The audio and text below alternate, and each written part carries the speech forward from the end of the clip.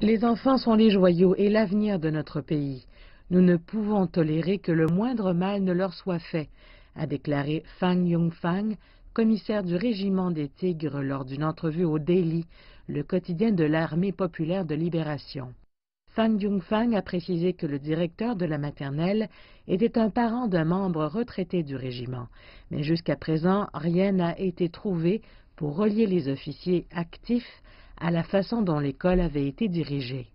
L'officier a insisté sur le fait qu'aucun des membres de son unité n'avait à voir avec les cas présumés d'abus contre des enfants.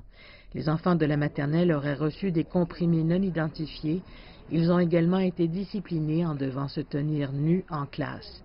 Dans certains cas, des enfants sont rentrés de l'école avec des traces de marques d'aiguilles. S'il y a de véritables criminels ici, c'est quelque chose qu'ils font depuis longtemps. Ils se sont bien débrouillés.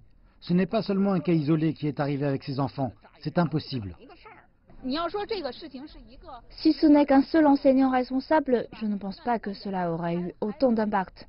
Maintenant, ils disent que même le principal est impliqué dans l'affaire. Je pense que c'est impardonnable. Il ne sera pas facile de calmer le public.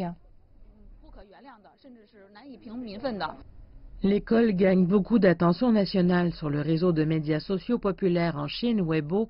Un utilisateur de la province de Jiangxi écrit « Nous devons obtenir justice. Je continuerai de suivre cet incident jusqu'à ce qu'une réponse satisfaisante soit donnée. » Un autre utilisateur de Tianjin a posté « Je n'ai pas pu m'empêcher de pleurer après avoir lu les accusations de ce que ces enfants avaient enduré. Ce ne sont que de petits enfants. » La commission municipale de l'éducation de Beijing a condamné les suspects en question et a déclaré qu'elle coopérait avec les autorités enquêtant sur la question.